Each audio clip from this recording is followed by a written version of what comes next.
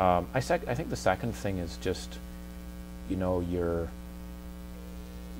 you're basically it's integrity, and that's sort of an obvious thing to say, but you just, if you're not feeling great, if you're worried about something, if you're excited, you say it like it is. You don't try and package it up in some particular way. And I think at the end of the day, trust is how you are able to make things happen and move. It's trust, and trust comes from just being very truthful about how you feel or when you're worried. I often found disclosure about when I'm concerned about something or worried, and then you get right into the conversation. And that, I don't know why I don't know where that comes from, or I'm sure I learned it from mentors and watching people do it. But that's another, so that, I don't know if that gets at your question. Sure. It's sort of just speaking from the heart, if you will, and also admitting when you made a mistake. I've never found, whenever I've screwed up, and I've screwed up a lot, if you're honest about it, you move on, and everyone moves on, and you're better off, versus kind of trying to prove something, or you getting tense. We talked about risk a little bit earlier. Yeah. You just mentioned speaking up when something's wrong. That's a risk in and of itself. There's some It broader risks too. I'd imagine for those in your position who run a very large and well-respected company to get where you are, were there any trade-offs that you had to make, personal or professional life decisions, to get where you are today, and risks? On risks, yeah. I mean, there were times, I wouldn't say they were major ones. I mean, certainly moving to Asia was seen as at that time, it was not a popular place. There wasn't, so that was a risk, because people there were a number of people, including outside people, a headhunter who said, you know, you moving, that's the biggest sign that you're in trouble, because the only people that move to that region are people that are in serious trouble at the end of their career, and we know that. I remember I was going, God, you know, that was probably a big one where I said, I'm gonna do it.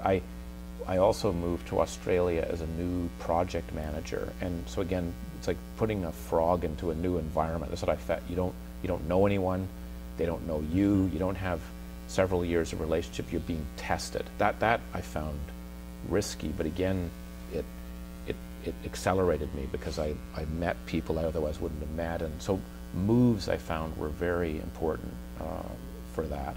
And then there were small things. I remember doing a project with one client where we were trying to decide whether to do an acquisition or not, and for some reason I wanted to sort of triple check the numbers. We'd already baked the document, syndicated it, you know, and this was the time before all of the, you know, the computers. They had these documents literally were, but you had to draw them out, and they were put, and they were, and so forth. And when I triple checked this thing, the answer came out the opposite way, and I remember just going, you know, it would be so easy, just let's pretend I didn't triple check. Let's just, and I remember what I did was I called a friend of mine, another colleague. I wasn't a partner then, and I said, you know, what do you think I should do? I said, and it was late at night. It was like 8 o'clock in the evening. The progress review was at 7:30 in the morning.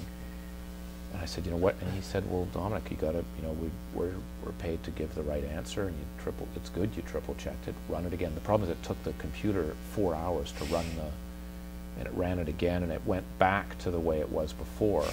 And then I thought I better quintuple check it, just so we did it again and find out why, and it worked. But I remember that time I thought, my career's over. Wow. I remember driving to the client site that night in a taxi. That was sort of like a haze. It was like that Nicolas Cage movie in Las Vegas, that alcoholic. It was just a haze. I was going, my career is over. I've tried to do the right thing. Did you end up advising against? Yeah, we kept that. We kept it. And I remember I told the client actually that. I said, I did this, I just want you to know, because, not to bore you with this, but one of the partner involved was flying in from Toronto later that night. He arrived at midnight, and when I told him just as he was getting on the plane what had happened, because after I talked to my friend, and he said, Dominic, here's my advice. He said, I'm going to arrive at about midnight, and he goes, I want you to redo it again, and he goes, I'm going to leave my door open, and if the answer changes, in other words, they should buy, he goes, what I want you to do is do not wake me up, turn the gas on in my room, and then close the door. And I was just going, and then he laughed. He was joke, but I've never forgotten that. He was kind of, he said, Dominic, you know, we're doing the right thing, and the right thing, there's billions of dollars involved here, and we have to do it properly. And you know, it's a bit embarrassing that it's 8 o'clock at night, you're telling me this beforehand, but that's, you know, you're the one that wanted to check it. Yeah. It was a, you know what I mean? It was yeah. So those were, I don't know if that's answering your question. Absolutely. Yeah.